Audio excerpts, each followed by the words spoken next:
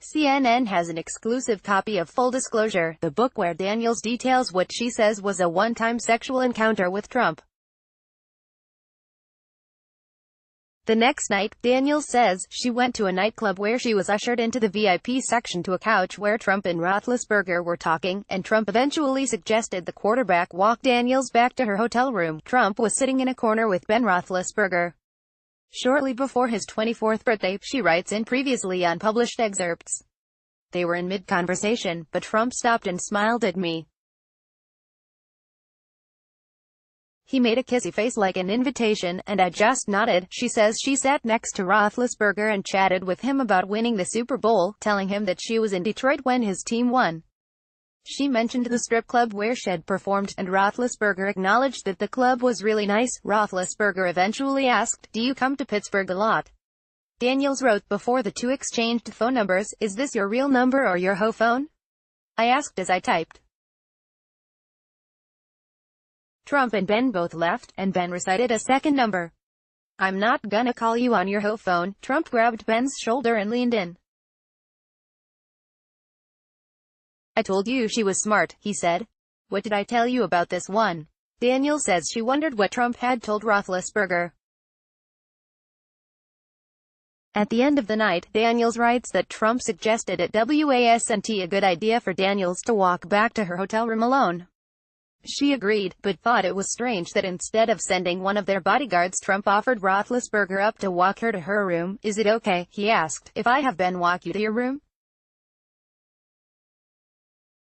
Do you mind?" He asked again. At the hotel room, Roethlisberger asked if he could enter. Daniels writes, "At my door." Ben said, "Oh, can I see your room? I'm really tired," I said, awkwardly holding the key card. He looked at the card until I put it in, and I didn't open the door all the way. Just enough for me to slip through. As I got behind it, keeping my face out, I noticed he'd raised his hand to rest it on the door. He pushed lightly, I pushed lightly. Did he know he was leaning on the door? Was he just steadying himself?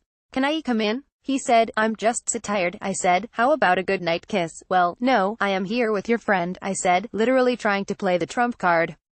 She writes she suddenly increased the pressure enough to slam the door. He stood outside, not leaving. Daniels said of Roethlisberger, "Every now and again he'd knock, rapping his knuckles in a line low along the door." "Come on," he repeated in a sing-song voice. "I want tell." Daniels said she was shaken by the experience. "I was terrified."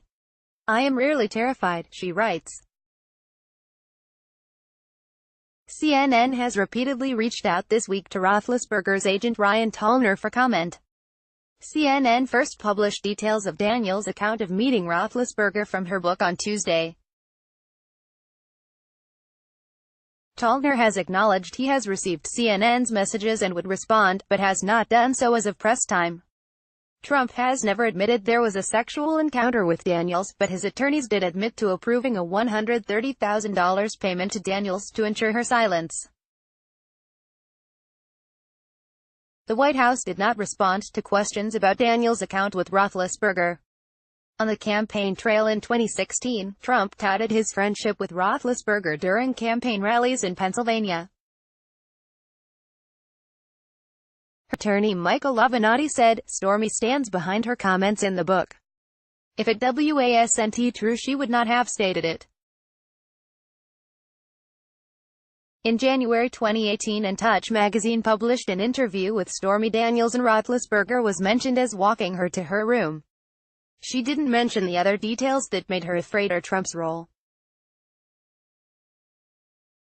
Tallner responded to the In Touch article January, telling CNN that Roethlisberger had seen and been aware of the passage for quite a while now, and Ben has no intention of addressing this story in any way. Roethlisberger has been investigated for sexual assault at least twice, both of which he has denied.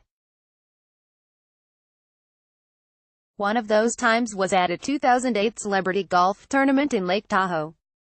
A civil case was filed by the alleged victim, an executive casino host at Harrah's Lake Tahoe, in Washoe County, Nevada, alleging that Roethlisberger sexually assaulted her.